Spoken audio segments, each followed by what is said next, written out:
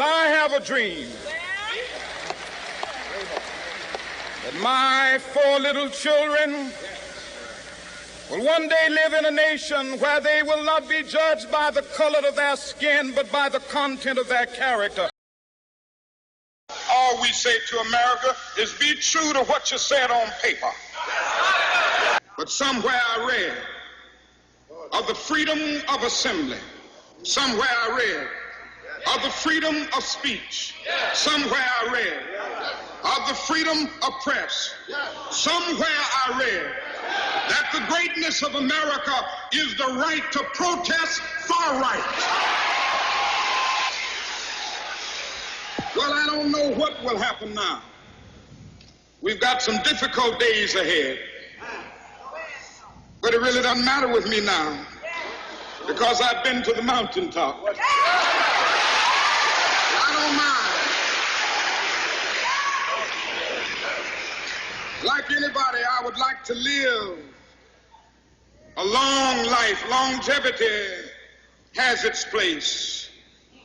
But I'm not concerned about that now. I just want to do God's will. And He's allowed me to go up to the mountain. And I've looked over and I've seen the promised land. I may not get there with you, but I want you to know tonight that we as a people will get to the promised land.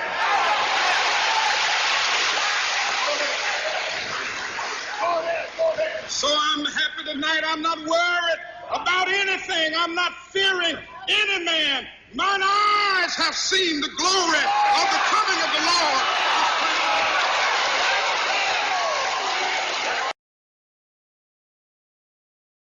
Good evening. Dr. Martin Luther King, the apostle of nonviolence in the civil rights movement, has been shot to death in Memphis, Tennessee. Dr. King was standing on the balcony of a second-floor hotel room tonight when, according to a companion, a shot was fired from across the street. In a friend's words, the bullet exploded in his face. There can be no justice without peace, and there can be no peace without justice. I believe absolutely that justice is indivisible, and injustice anywhere is a threat to justice everywhere.